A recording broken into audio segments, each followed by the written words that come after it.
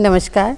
जीवन शैली कार्यक्रम में आप सभी दर्शकों का हार्दिक स्वागत है। आपके साथ मैं हूं मोहिता कोठियाल मनादुली। दर्शकों, जीवन शैली कार्यक्रम में आज हम हमारे जीवन में प्रतिदिन होने वाले उन बदलावों के विषय में बात करेंगे जिनके विषय में अक्सर हम अनजान बन जाते हैं या फिर उस ओर ध्यान नहीं देते। अक्सर हमें सांस लेने में दिक्कत होती है या फिर सांस लेते समय हमें कुछ आवाज़ें आती हैं, छाती में एक दबाव सा महसूस होता है, लेकिन हम इन सारी चीज़ें इनको अनदेखा कर देते हैं और ध्यान नहीं देते, लेकिन इसका ही बिगड़ा हुआ स्वरूप अस्थमा बन जाता है। और आज हमारा जो विषय है इससे संबंधित है अस्थमा रोग के कारण व बचाव। इस विषय पे बात करने के लिए हमारे साथ यहाँ पर हमारे विशेष मेहमान यहाँ पर मौजूद है। पहले इनका परिचय मैं करा देती हूँ। हमारे साथ यहाँ पर स्वास्थ्य रोग विशेषज्ञ डॉक्टर सुधांशु कालरा जी मौजूद है।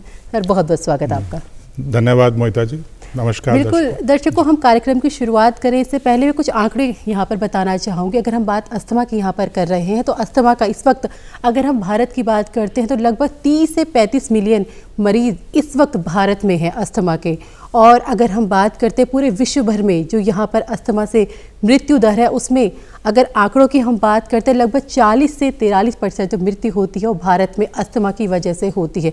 और अगर इसमें वयस्कों की बात करें, महिला वयस्क जो इस वक्त अस्थमा से ग्रसित है, लगभग 11.0% महिलाएं जो हैं वो इस वक्त अस्थमा से ग्रसित है। वहीं अगर वयस्क पुरुषों की हम बात करते हैं तो लगभग 6.8% वयस्क पुरुष जो है यहाँ पर अस्थमा से ग्रसित है। और लगभग 4.9 मिलियन जो बच्चे हैं 18 साल से कम उम्र के ये बच्चे हैं जो इस वक्त अस्थमा से ग्रसित हैं। तो आप आंकड़ों के आधार पर ये अंदाज़ा लगा सकते हैं कि अस्थमा किस तरह हमारे भारत में यहाँ पर पैर पसार रहा है और किस तरह यहाँ पर लगातार इससे मृत्यु होती जा रही है। तो अब ऐसे में ये समझना बहुत आवश्यक हो जाता है कि क्यों अस्थमा लगातार इतनी तेज़ी से यहाँ पर बढ़ रहा है और क्यों छोटे बच्चों में भी अब अस्थमा का यहाँ पर असर देखने को मिल रहा है। तो चलो कार्यक्रम की यहाँ पर शुरुआत करते हैं। डॉक्टर साहब, सीधे आपके पास ही आना चाहूँगी। जैसे जो आंकड़े मैंने बताए, आप इससे कितना सहमत हैं? और अगर अस्थमा की हम बात करते हैं, अगर साधारण शब्दों में हम अस्थमा को समझना चाहें तो क्या है अस्थमा? मोहिता जी, जो आंकड़े आपने बताए वो निश्चित तौर पे बहुत ही भयावह हैं जी। अगर हम उन आंकड़ों की भयावहता को देखें तो आज के टाइम में, आज के समय में अस्थमा सभी श्वास रोगों के कंपैरिजन में एक बहुत ही महत्वपूर्ण बीमारी है। और ऐसी बीमारी जो पिछले कुछ वर्षों में ये देखने में आया है कि वह बहुत तेज़ी से आगे बढ़ रही है। तो सबसे पहले तो अस्थमा क्या है जी। अस्थमा एक श्वास रोग है जिसमें हमारी श्वास नलियां जो हैं उसमें सूजन आ जाती है। और वो सूजन आने के कई कारण हैं। जो उसका आकार है हमारी श्वास नलियों का, वह छोटा हो जाता है जी। जिससे हवा का जो आगमन है हमारे श्वास नलियों में वो उसको विरोध मिलता है और सांस लेने में मरीज को दिक्कत होती है। अब जो मुख्य लक्षण हमारे आते हैं अस्थमा के, वो इसी वजह से आते हैं क्योंकि हमारे श्वास की जो नलियां हैं उसमें सूजन आ जाती है, या अगर हम उसका सही वर्ड का प्रयोग करें तो इन्फ्लेमेशन आ जाती है। उस इन्फ्लेमेशन की वजह से नैरोइंग हो जाती है एयरवेज की। और इसके बहुत सारे कारण हैं जिसकी वजह से हमारे श्वास नलियों में ये सूजन आती है। और अगर हम एक एक कारण को देखें तो सबसे प्रमुख कारण अस्थमा में वो है इसके ट्रिगर्स। और एलर्जी जो है वो किसी भी चीज़ से हो सकती है, वह सबसे इम्पॉर्टेंट ट्रिगर है जिसकी वजह से हमारे सांस की नली में यह प्रभाव आता है। अब एलर्जी बहुत सारी चीज़ों से हो सकती है और हमें ये देखना पड़ेगा कि हर व्यक्ति की एलर्जी उस वस्तु से भिन्न हो सकती है। अगर मुझे मूंगफली के दाने से एलर्जी है तो किसी दूसरे को बादाम से हो सकती है, किसी को अंडे से हो सकती है, किसी को पनीर से हो सकती है। तो हमें इसको बहुत ही पर्सनलाइज करना पड़ता है। ये नहीं कि एक एलर्जी जो है वो सबके साथ कॉमन है जी। तो यहाँ पे अगर एलर्जी जो है वो एक इम्पॉर्टेंट कारण है तो परिवार में मदर्स को और परिवार वालों को जो देखते हैं बच्चों को या एडल्ट्स को, उनको ये देखना चाहिए कि किस चीज़ को खाने से उनकी यह प्रॉब्लम बढ़ी है। प्रायतः यह देखा गया है कि जो चीज़ें प्रोटीन युक्त होती हैं, जैसे मूंगफली का दाना हो गया, बादाम हो गए, नट्स जिसको हम एक पूरा ग्रुप ले सकते हैं, या अंडा ले सकते हैं, या पनीर ले सकते हैं, तो ये सारी वस्तुएं जो हैं ये एलर्जी करती हैं। फिर खाने की चीज़ों के अलावा हम आते हैं, दूसरा बहुत इम्पॉर्टेंट जो डस्ट है। डस्ट में सिर्फ डस्ट के कण ही नहीं, उसके अंदर माइट्स होते हैं, तो वो डस्ट माइट्स एक बहुत इम्पॉर्टेंट रोल प्ले करते हैं। तीसरा, परफ्यूम्स जो हम लोग प्रयोग में लाते हैं, वह भी रिएक्शन करके हमारी सांस की नली में सूजन पैदा करते हैं।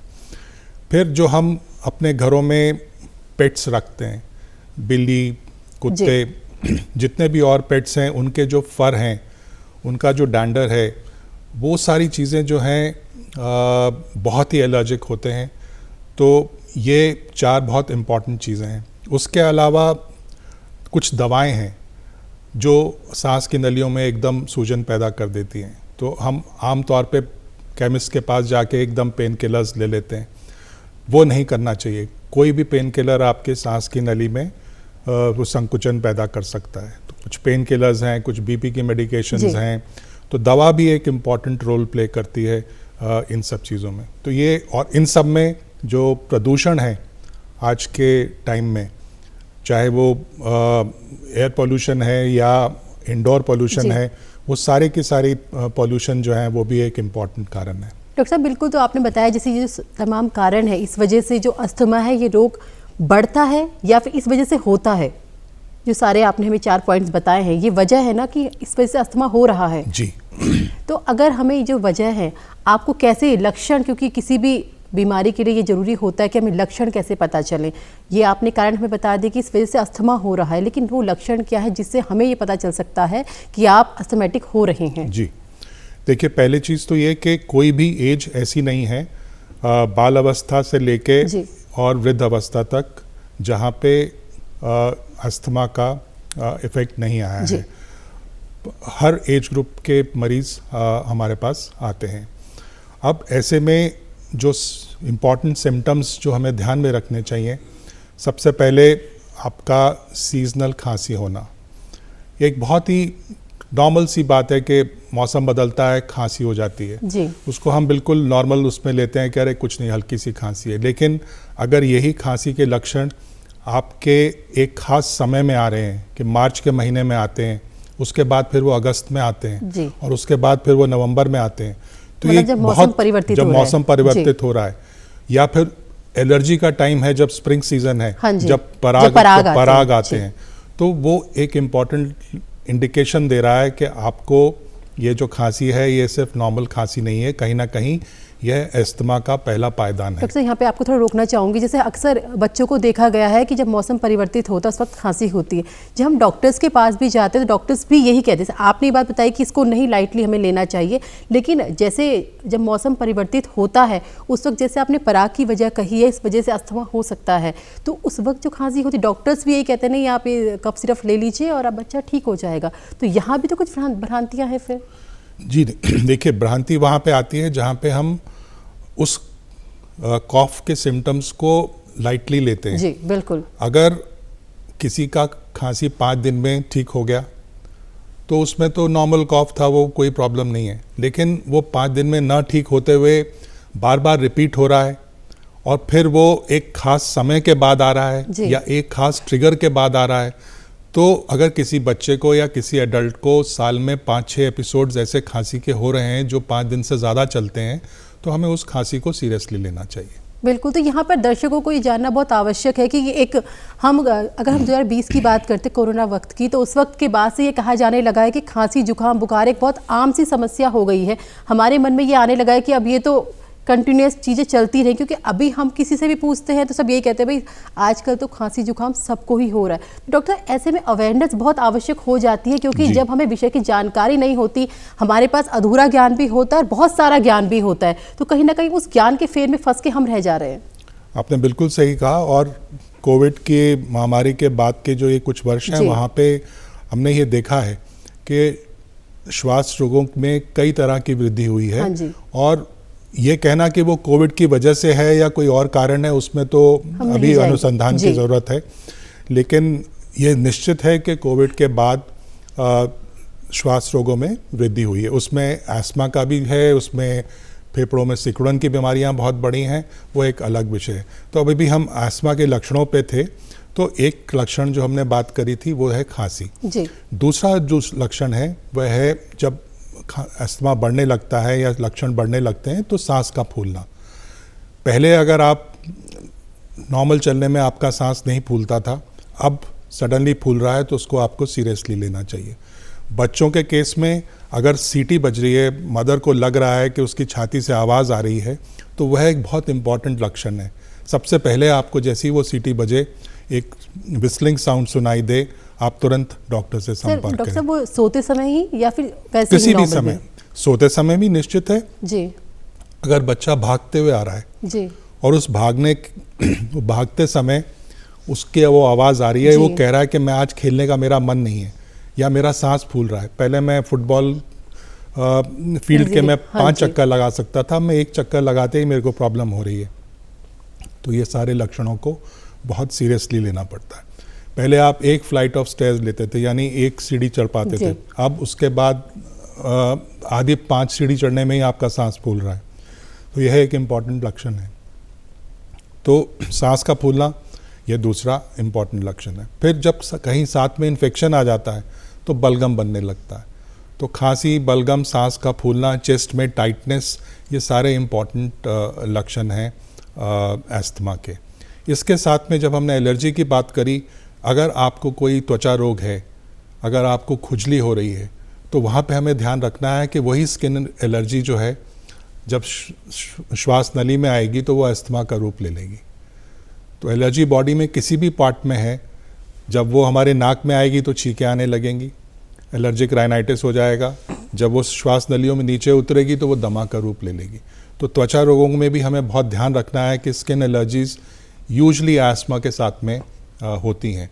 तो वहाँ पे भी उनको ध्यान रखना है कि आपको, अगर आप खुजली हो रही है या किसी और तरह की एलर्जिक स्किन प्रॉब्लम है, तो आपको अस्थमा की तरफ जाने के बहुत ज़्यादा चांसेस हैं। बिल्कुल, यहाँ पर वही बात है कि हमें पता होना चाहिए कि हमारे साथ, हमारे शरीर के साथ क्या क्या यहाँ पे बदलाव हो रहे हैं, जिनको अक्सर हम अनदेखा कर देते हैं। डॉक्टर साहब, यहाँ पे आपने दमा की बात की, क्या दमा और अस्थमा एक ही चीज़ है? जी, अस्थमा हम यूजली उसको अंग्रेजी में कहते हैं, उसी का हिंदी जो है वो दमा है। जी जी। डॉक्टर साहब, अगर हम इसकी बात करते हैं, क्योंकि जहाँ तक मैंने जितना पढ़ा, जितना सुना है कि अस्थमा को आप क्योर नहीं कर सकते, आप इसे बिल्कुल ठीक नहीं कर सकते, ऐसी दवाइयाँ शायद मौजूद नहीं हैं। तो अगर किसी को अस्थमा हो जाता है तो उसे बचाव कैसे होगा, रोका कैसे जा सकता है? देखिए, पहली चीज़ तो यह है कि इन लक्षणों के बाद हमें ये डायग्नोसिस करना चाहिए कि जिस बीमारी की हम बात कर रहे हैं क्या वो है भी या नहीं है। जी। बच्चों से लेके एडल्ट्स तक आजकल हमारे पास इसको डायग्नोस करने के लिए बहुत अच्छे यंत्र हैं, जिसे हम स्पायरोमीट्री वगैरह कहते हैं।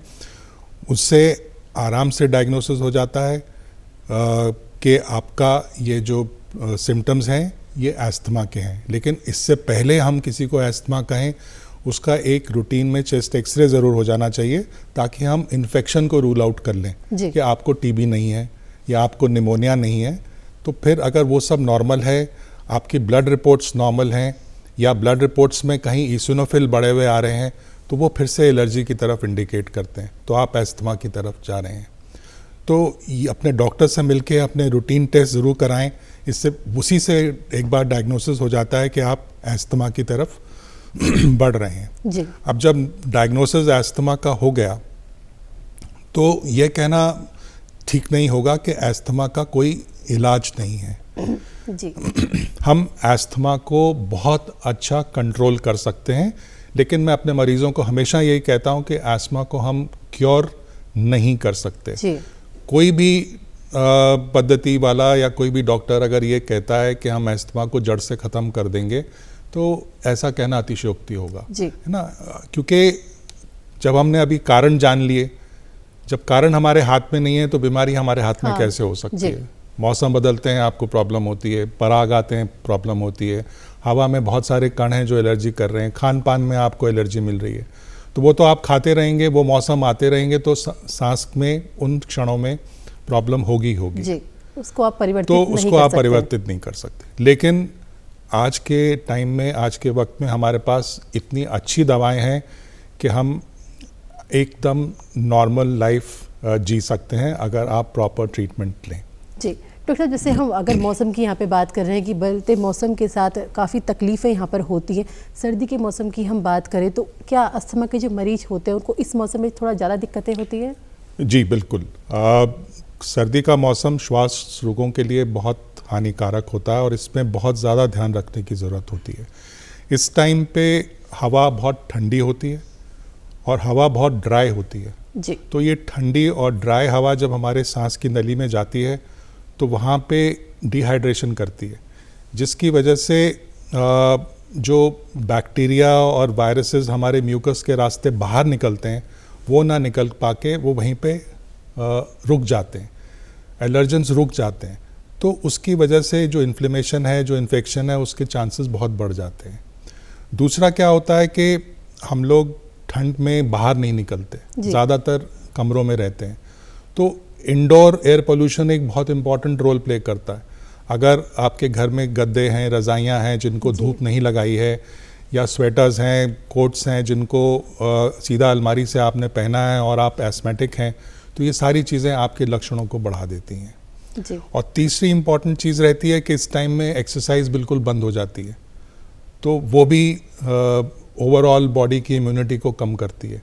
तो फिर से इन्फेक्शन और एलर्जी के चांसेस जो हैं वो बढ़ जाते हैं। डॉक्टर साहब, जैसे हम जीवन शैली हमारा कार्यक्रम है, हम यही बात करते हैं कि जीवन शैली आप कैसे बेहतर बना सकते हैं।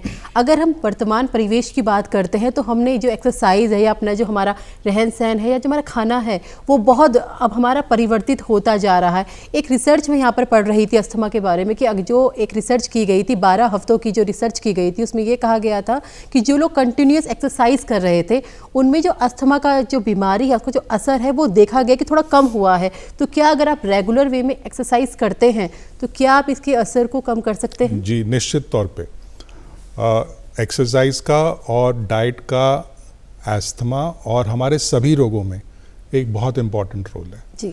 तो एक्सरसाइज हमारे जीवन शैली का एक बहुत इम्पॉर्टेंट अंग हमेशा रहना चाहिए। अगर हम आज के बच्चों में देखते हैं कि अस्थमा क्यों बढ़ रहा है, इसलिए बढ़ रहा है क्योंकि उनकी जीवन शैली में एक्सरसाइज नहीं है। डाइट पूरी वेस्टर्नाइज्ड डाइट है, वही बर्गर्स, वही पिज्ज़ाज, वही चाउमीन, मोमो, जिनके अंदर एजिनोमोटो और तरह तरह के प्रिजर्वेटिव्स होते हैं। वो सारे प्रिजर्वेटिव्स अस्थमा को बढ़ाते हैं। आप एक्सरसाइज नहीं कर रहे हैं, आपका वेट बढ़ रहा है। ओबेसिटी एक बहुत इम्पॉर्टेंट कारण है अस्थमा का। जी। तो जीवन शैली से ही रिलेटेड है। आप एडल्ट्स में देखिए, एक्सरसाइज नहीं होती है, आप स्मोक कर रहे हैं तो उसका असर आपके परिवार पे पड़ रहा है। सेकेंड हैंड स्मोक, तो वो भी अस्थमा को ट्रिगर करता है। खासकर हमारे इंडोर परिवेश में ये पाया गया है कि वो पेरेंट्स जो स्मोक करते हैं उनके बच्चों को अस्थमा होने के चांसेस बहुत बढ़ जाते हैं। तो सेकेंड हैंड स्मोक उतना ही हार्मफुल है।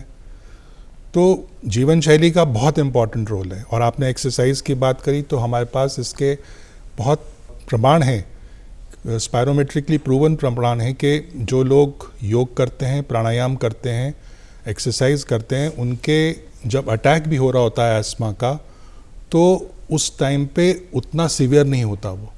देखिए अटैक अस्थमा के लक्षण तो आएंगे क्योंकि एलर्जी की वजह से कि किसी भी और कारण से, लेकिन अगर आप योग और प्राणायाम कर रहे हैं, एक्सरसाइज कर रहे हैं तो वो उतनी भीषण नहीं होंगी, वो उतनी तीव्रता से वो लक्षण नहीं आएंगे अगर आप एक्सरसाइज कर रहे होंगे।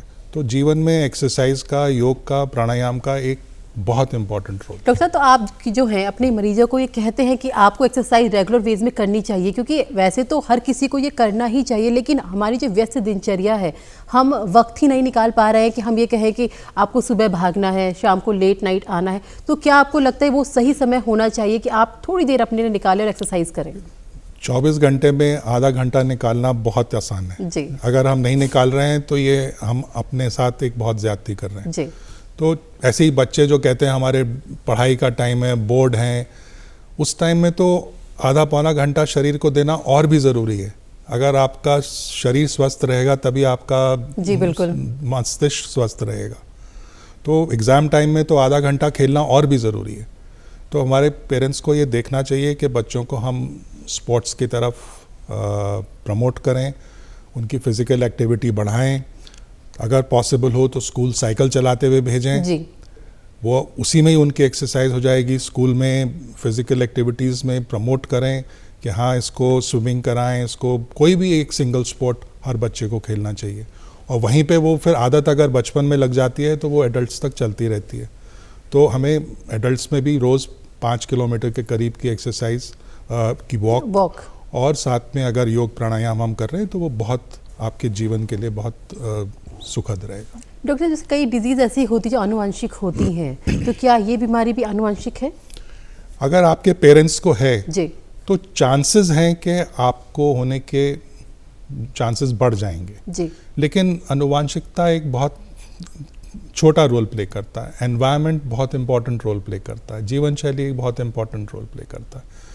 अगर हमारी जीवन शैली ठीक नहीं है और हम एक ऐसे एनवायरनमेंट में हैं जहाँ पे प्रदूषण है और हमारी आनुवंशिकता भी सही नहीं है तो एस्मा होने के चांसेस बहुत बढ़ जाते हैं।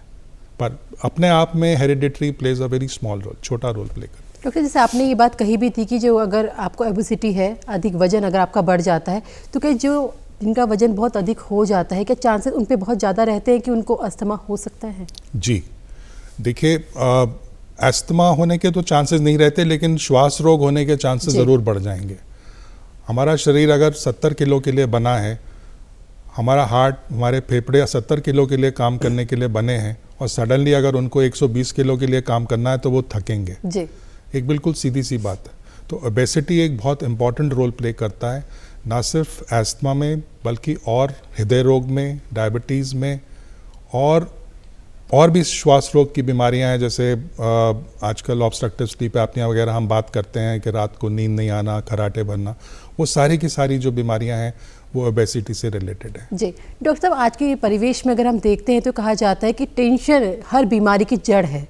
तो क्या जो ये बीमारी है अस्थमा की हम बात करें कि अगर आपको मेंटल, आप बहुत परेशान हैं, आप हमेशा टेंशन में रहते हैं, तो क्या चांसेस है कि अस्थमा आपको हो सकता है? जी, बाकी बीमारियों की तरह स्ट्रेस जो है वो एक बहुत इम्पॉर्टेंट रोल प्ले करता है एस्थमा का ट्रिगर में भी। तो ये बहुत ज़रूरी है कि हम अपने मन को शांत रखें और वहीं पे फिर से योग और प्राणायाम का, एक मेडिटेशन का बहुत इम्पॉर्टेंट रोल आ जाता है जी। स्ट्रेस ना सिर्फ एस्थमा को, किसी भी और बीमारी को, चाहे वो ब्लड प्रेशर है, हार्ट डिजीज़ हैं, अल्सर्स हैं, हर बीमारी को वो एग्रीवेट करता है।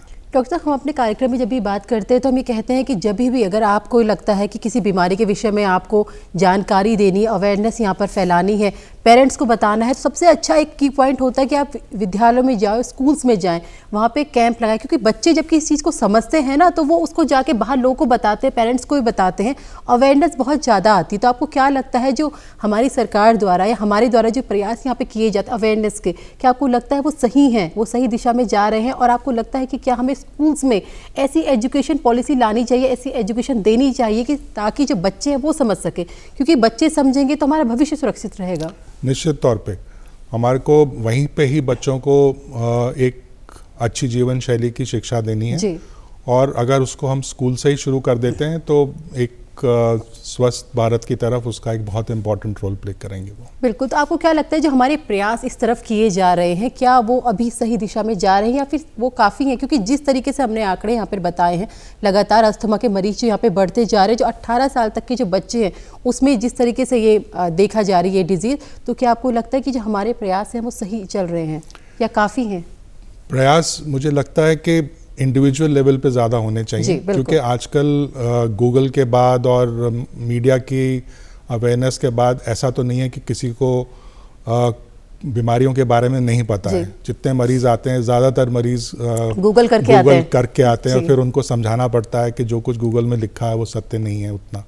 हाँ, तो ये अवेयरनेस भी बहुत आवश्यक है डॉक्टर साहब की जो गूगल में है बीमारियों के संबंध में। जैसे आपने एक बात कही थी कि हम मेडिसिन ले लेते हैं, कोई भी मेडिसिन ले लेते हैं, वो आपको मेडिसिन नहीं लेनी चाहिए, लेकिन गूगल हमें बता देता है कि आपको हल्की खांसी हो रही है, कफ वाली खांसी हो रही है या फिर जकड़न हो रही है, तो आप ये मेडिसिन ले लो। तो ये अवेयरनेस भी बहुत जरूरी है कि हम गूगल ना करें। जी, बहुत ज़रूरी है। आप करते भी हैं तो जो कुछ लिखा है उसको बहुत सीरियसली मत लीजिए। अब जैसे खांसी है, अब आप गूगल करेंगे, उसमें पहली चीज़ ऊपर लिखी होगी लंग कैंसर, जी। है ना, तो आप परेशान हो जाएंगे वहाँ पे, कह रहे उन 3 चीज़ों में उसने लंग कैंसर भी लिख दिया है। तो हर खांसी लंग कैंसर थोड़ी ना, या हर खांसी ट्यूबरकुलोसिस थोड़ी ना। मैं एक बहुत छोटा सा ये उदाहरण दे रहा हूँ। तो इसलिए आप गूगल करें, लेकिन अपने डॉक्टर से सलाह को ज़्यादा मानें, क्योंकि गूगल का ज्ञान जो है वो बहुत ही अधूरा है और वो एक सही ज्ञान नहीं है। तो अपने डॉक्टर से हमेशा सलाह करें और एक सही जीवन शैली का निर्वहन। बिल्कुल, यहाँ पे एक सही जीवन शैली की आपने बात की। आपने कहा है कि आपको योग, प्राणायाम या फिर कोई भी स्पोर्ट्स है, आपको अपनी लाइफ में उसको लाना होगा, क्योंकि अगर आपको स्वस्थ जीवन शैली यहाँ पर रखनी है। डॉक्टर साहब, जैसे हमने ये बात की, स्वास्थ्य बीमारियाँ हैं, अस्थमा जो हो जाता है हमें, जैसे आपने इसके कारण बताया, क्योर बताया कि कैसे हम इससे बच सकते हैं, लेकिन जैसे लगातार ये बीमारी बढ़ती जा रही है, तो अगर हम अपने खाने पीने की बात करते हैं यहाँ पर, क्योंकि सबसे पहले पोषण ही आता है, तो किस तरह का पोषक आहार उनको लेना चाहिए जिनको अस्थमा हो जाता है? आहार का बहुत इम्पॉर्टेंट रोल है। सबसे पहले आपको जंक फूड को अपने लाइफ से बिल्कुल हटाना पड़ेगा।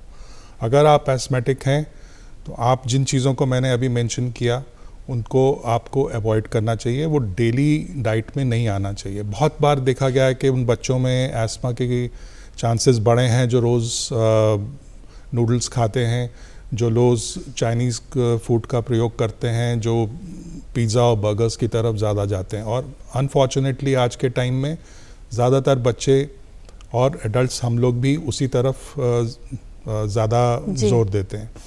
तो जैसे ही हम अपनी डाइट में से इन चीज़ों को हटाएंगे और जो हमारी भारतीय डाइट है, हरी सब्जियां, घर का खाना, दाल चावल रोटी, इन्हीं में ही एक्चुअल हमारे किचन में ही एक स्वस्थ जीवन शैली का वास है। डॉक्टर साहब, मैं कहीं सुन रही थी कि जब अस्थमा जिस मरीज को होता है उसकी आंखों में भी प्रेशर पड़ता है, क्या ये सही है? इस वजह से आंखों में भी कुछ दिक्कत आ जाती है? ऐसा तो मतलब मैं नहीं कह सकता कि आंखों में अस्थमा की वजह से दिक्कत आ जाती है, लेकिन देखिए बात एलर्जी की है जी। जब हम एलर्जी की बात करते हैं तो वो एलर्जी आंखों में भी आती है। जी बिल्कुल। वो नाक में भी आती है। हाँ, तो वो जो एलर्जी का पूरा सिंड्रोम है वो आंखों में भी एलर्जिक कंजक्टिवाइटिस या कोई भी एलर्जी की बीमारी कर सकता है, जैसे मैंने अभी आपको त्वचा रोग के साथ में इसको कोरिलेट किया था। तो पर अस्थमा की वजह से आंखों में कोई अपने आप में प्रॉब्लम आना नहीं है, लेकिन ये देखा गया है कि जब हम एलर्जिक राइनाइटिस यानी छींकों का इलाज करते हैं और किसी की आंख से पानी आ रहा है, तो जो दवाएं हम एलर्जिक राइनाइटिस में प्रयोग करते हैं वो आंखों के पानी को भी उसका भी इलाज कर देती हैं। जी डॉक्टर साहब, क्योंकि हमारे कार्यक्रम का समय यहाँ पर समाप्त हो रहा है, तो मैं चाहूँगी आप दर्शकों को क्या सुझाव यहाँ पर देना चाहेंगे? मैं दर्शकों को यही कहना चाहूँगा कि अस्थमा कोई असाध्य रोग नहीं है। आप एक अच्छी जीवन शैली से इस बीमारी पे बहुत अच्छा कंट्रोल पा सकते हैं। एक स्वस्थ जीवन शैली का अपनाएं, योग, प्राणायाम और एक्सरसाइज को अपने जीवन का अभिन्न अंग बनाएं। धन्यवाद डॉक्टर साहब, तमाम जानकारी हमारे दर्शकों को देने बहुत बहुत धन्यवाद। तो ये हमारे साथ डॉक्टर सुधांशु कालरा जी थे, जो स्वास्थ्य रोग विशेषज्ञ यहाँ पर, इन्होंने हमें बहुत महत्वपूर्ण जानकारी यहाँ पर दी है कि अगर आप एक स्वस्थ दिनचर्या को यहाँ पर अपनाते हैं तो आप अस्थमा जैसी बीमारी से भी यहाँ पे लड़ सकते हैं। बेशक अभी इसका पूरी तरीके से इलाज यहाँ पर नहीं है कि हम इसको ठीक नहीं कर सकते, लेकिन अगर हम अपनी दिनचर्या में परिवर्तन यहाँ पर लाते हैं, स्वस्थ आहार यहाँ पर लेते हैं, स्वच्छ भोजन यहाँ पर हम करते हैं और जिस तरह व्यायाम, योग और रनिंग अगर हम यहाँ पर करते हैं तो हम यहाँ पर इस रोग से बच सकते हैं। नमस्कार।